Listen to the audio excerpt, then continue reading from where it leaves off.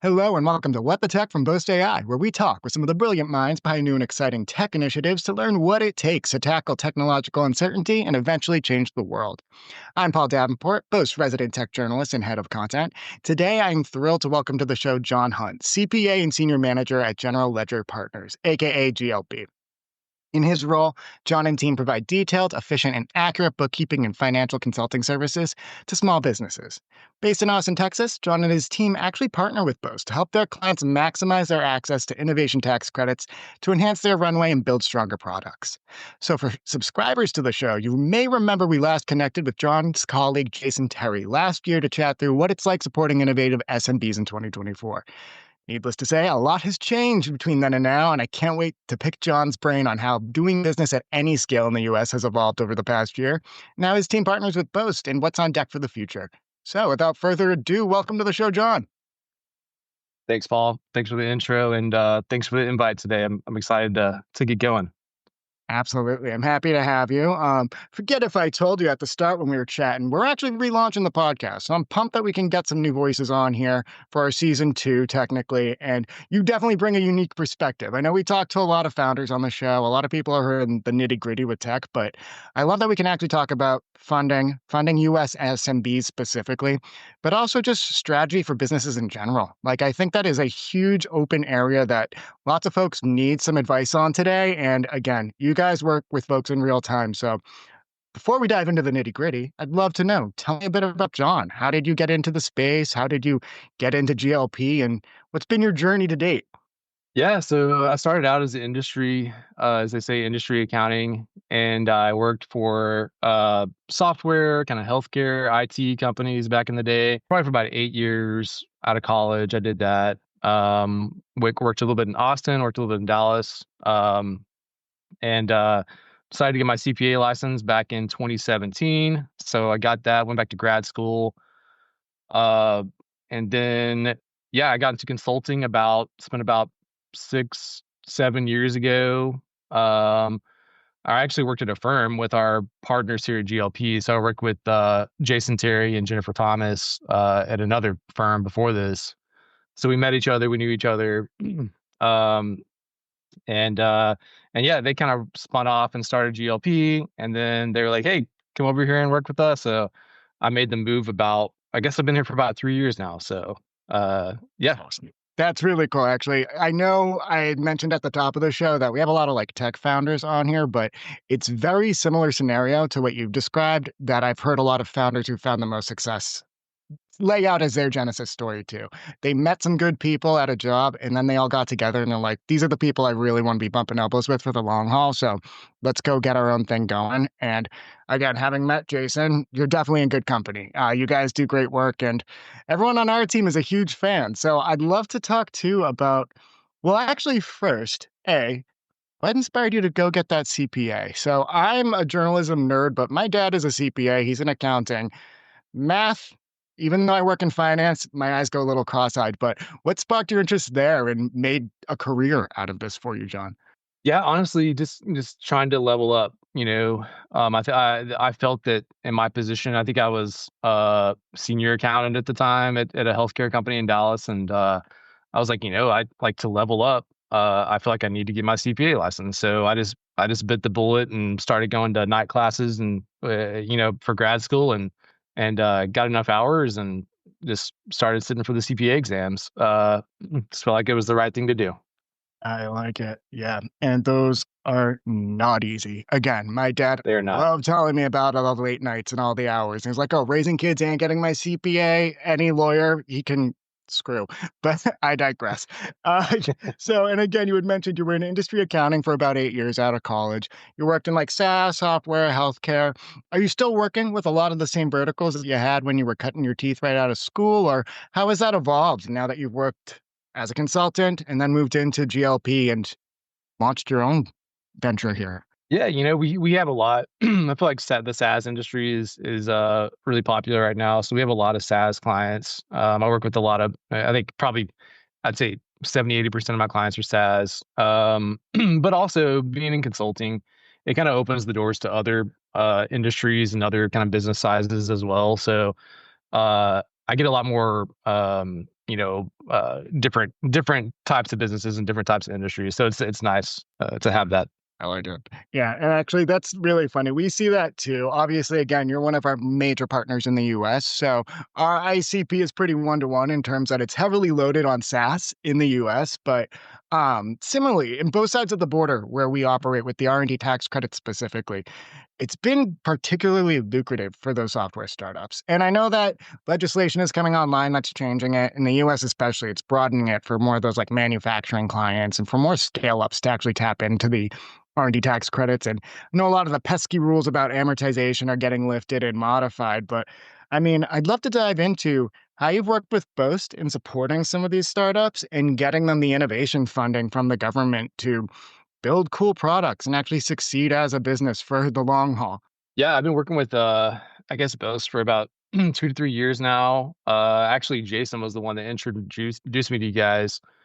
Um, it seemed like a win-win, right? It's like it's good for the client because they get free money from the government, and it's good on our part because we really have like a minimal input there. Like we connect you guys to the financials and payroll, and like the Boast team, it just hops in and does most of it. So it's kind of hands off for us, and it's a win for the client. So yeah, I think we don't offer tax services, so Boast really complements us very well. We don't offer any kind of R&D studies or tax that side of the field, so complements very nice. Usually, our clients will do the payroll tax refund option, so it's like they just get few quarters later they get a check from the IRS, and that's that. I think it's great. That's awesome to hear. And actually, that's exactly the story that we like to hear too, that it's pretty much hands off. And that once you start working with us, we're going to take that off your shoulders. Because again, your focus is more on the accounting, it's on the bookkeeping, it's making sure that their house is actually in order and operational.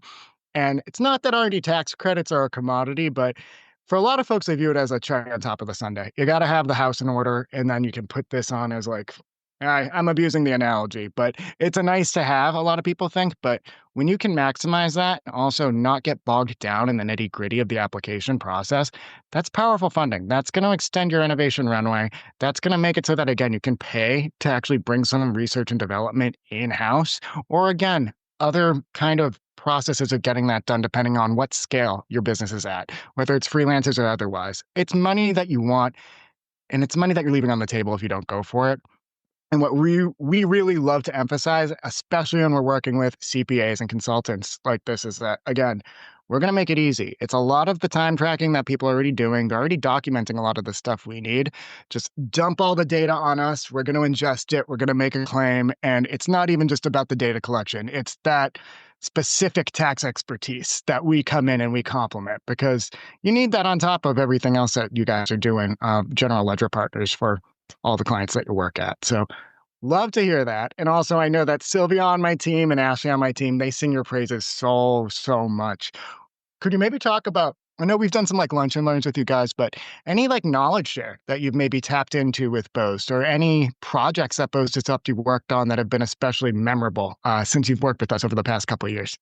Um, yeah, I mean, going back to Sylvie and the team, like that they're great, like super responsive and kind of help me out with different situations. You know, I'll say for like I guess if I ever have a question about how if a client situation how that would apply or kind of work out with the R&D tax credit, then I'll usually email Sylvia or kind of call her and just talk through it with her.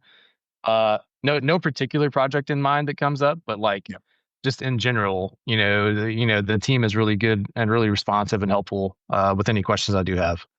I love it. No, I'm happy to hear that. And I know that specifically too, we're thinking right now about the future. And I know that starting in 2026, it's going to be different even at the state level for how businesses can claim R&D tax credits in Texas.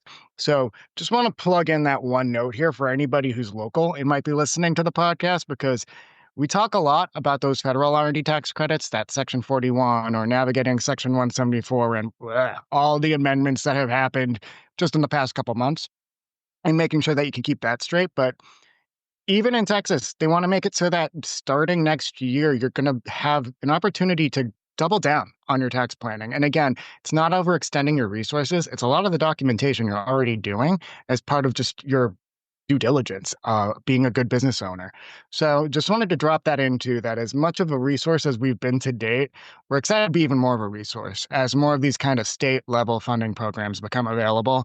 We can flex our muscles. And again, work with folks who are already working with the folks we like to make sure that we're not overextending the burden. And I just think that's some exciting updates that I want to share. So watch our blog to get all of that. But I'd love to hear from you, John. Just how has doing business evolved for the SaaS startups or for any of the small businesses that you work with in Texas or just in general over the past couple of years? I know it's been a lot of news, it's been a lot of changes at the legislative level, but how has that impacted the folks in your network? Yeah, so I work with a lot of early stage kind of startup companies. So there's not a huge impact from these legislation changes that we're seeing in our companies. I think that's more felt on larger scale companies that have a large accumulation of capitalized R&D balances, right? But a lot of the companies I work with are kind of 2 or 3 years old. They don't have huge amounts of these balances on their balance sheet to be concerned about. So yeah, I don't really feel that impact directly, but I think that longer term for these guys, planning for the future, that's a good thing. Yeah, no, I love that. And again, just to kind of like gloss over some of the changes happening on the state level to the R&D tax program too. One thing that's pitched, they're not going to be dissimilar processes for applying for the state level and the federal level. So Boast's job actually just got a lot easier if anybody in your network is looking to claim the state level, because you can claim it seamlessly. It's already the same documentation. They're making it easier for you guys to get the money. It's also a higher credit rate. It's going to be bouncing up from 5% roughly today to about almost 8.72. That's just more cash. That is fantastic. So let's say an example, a company with $1 million, which is a lot in R&D expenses, they would see a 74 increase in tax benefits. It would go from about 50,000 to about 87,000, which is nothing to sneeze at. So I think those dollar signs are the big thing I want to throw out there. And then the final point is the elimination of sales tax exemption option. So again, the current system allows businesses to choose between a franchise tax credit or a sales tax exemption. This new one eliminates that choice. So again, you can maintain only the franchise tax credit, citing administrative difficulties that have been experienced under the current regime. So I was just reading from my blog right there to kind of add some of that context, but it's explaining to you how like some of these changes that have happened, you don't notice them at first, but when it comes to actually claiming the stuff or getting the money back or going through the processes with the different agencies, they're impactful for the folks who try to make it easy. So we're working hard to stay up with all the adjustments on our side to make sure that the clients in your network are getting everything they can and wringing these changes dry. So just wanted to talk about that a little bit too. Now, It's turning good it to back know. on, yeah, now turning it back on you, John. I'd love to know what's on deck for GLP. What are some exciting things that you guys are working on? Even if it's just business as usual, any like startups or any specific industries you guys want to emerge into, or what's on the roadmap? Yeah. Yeah, I mean, this is hot off the press. So just recently, we're really excited about a brand refresh project we're going through right now. So GLP has been around for about 5 years now. Again, founded by the two people I mentioned earlier. So we've grown from those two people to about 13 people now over those 5 years. So we've had a lot of rapid growth. So we think now is a great time for this. Soon you'll see a new modern look to GLP. So we'll have a new logo, a new website, some new resources for the public. Also, we're kind of restructuring our offerings to better serve our clients. We believe that these changes will be more help us be more efficient and kind of enable us to be more aligned with our clients' needs. So we'll have an offering that is kind of focused on the nonprofit business side.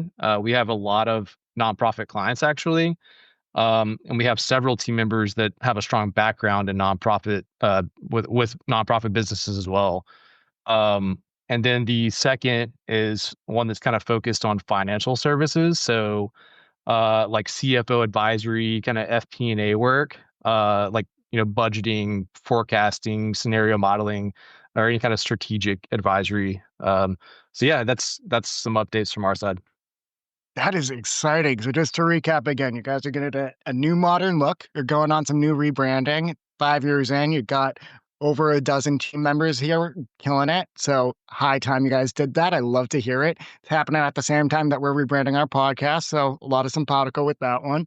And then again, expanding your specialties. So the nonprofit one, that's awesome. I just think that's great. And I know it's extremely complicated to just do that general. It's not opening up a standard SMB. That has a lot more hoops to jump through.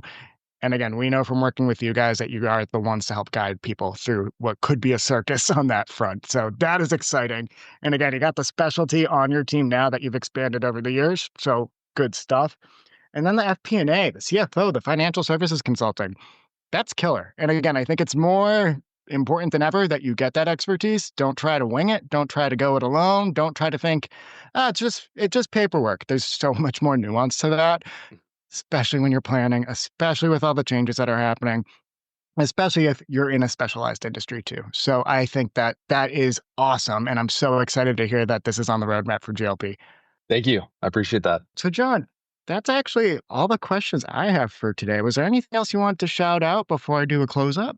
No, I think that like just working with Boast over the years, like you guys have been great and we appreciate everything you do. And again, it makes our life easier. It makes benefits our clients. So yeah, anybody looking for R&D tax study out there, then come to Boast. They're great. Absolutely. And we're going to have links in the show notes so that folks connect with John and the GLP team. Again, they're expanding their services. They're getting a new brand look. They're killing it out there. And we're really proud to be your partners in all of this. And between the general accounting, the general bookkeeping, and then on our side, if you want to get nitty gritty with the taxes, it's a one-stop shop. We're all in it together to help you SMBs down there. So thank you so much, John. This was a total pleasure. Awesome. Thank you, Paul.